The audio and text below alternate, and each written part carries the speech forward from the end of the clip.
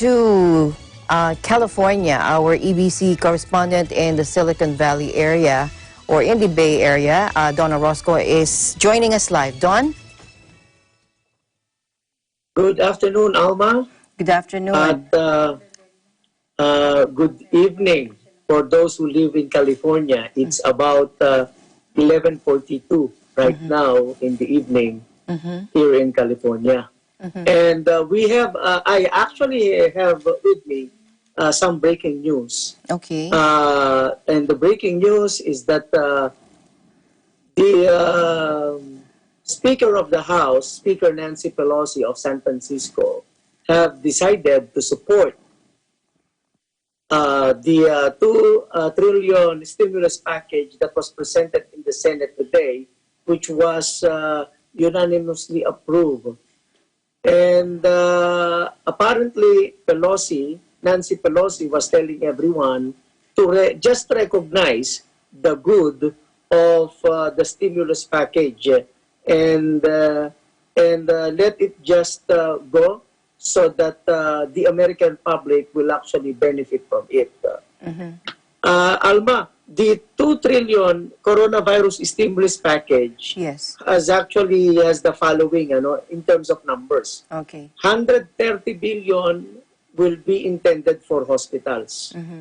150 billion for state and local government. 300 billion for small businesses. And then 4 months of unemployment insurance. You know how it is here in the U.S., if you do not work, there is an unemployment claim, which means you are even still being paid by the government on the days that you do not work. And then finally, they are providing a one-time 1,200 package for adults and 500 for every child. Kaya it is imperative for all Americans to register in the national census so that you will be a part of the stimulus package. Okay, so if you're not registered, you won't get anything, right? Yes, exactly. Okay. So that's why we call on all law-abiding citizens dito sa US to register and be counted, and you will get all the benefits out of it. Okay. Going to what about the Bay Area? What's going on? Okay. Continue, please. So on COVID-19, there is a spike, and this is probably the reason why Pelosi is now supportive of the measure, is because of the spike nationally on the numbers of tested positive here in the whole United States. There were about 20,499, Alma, that has been added to the numbers. It is now 451,355. That is why the fear that the center of COVID-19 might move to the U.S. is upon us because of the numbers that are really growing. That is why lockdown has always been implemented, and people are already asking to do the lockdown all over the United States. How many states are in lockdown right now, Don? Do you know? I do not have the exact number right now, but there are states like, for example, Florida. The governor there refuses to do a lockdown still, So I still do not know how many are really, but we'll get into that when I come back on my next report.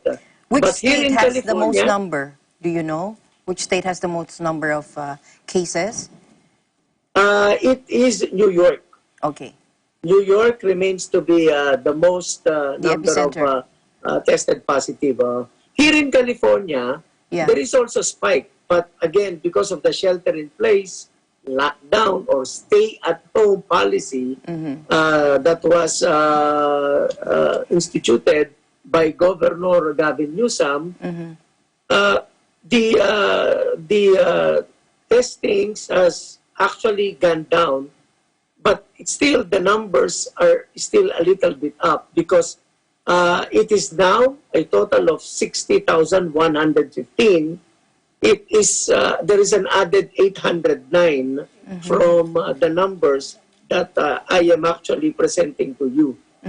And then on the here in the let me just go to my notes. Here in the Silicon Valley, it has remained to be the number one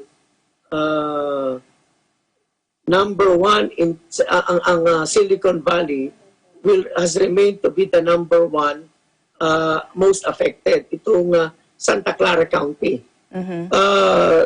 There is about 160 in San Mateo County, and then in Daly City. And then in San Francisco, there's 151. And then Santa Clara, it's 359. And then Alameda County, where Oakland and Hayward is there, Yes. it's 133. And then more or less that's the number that has been projected to us so far.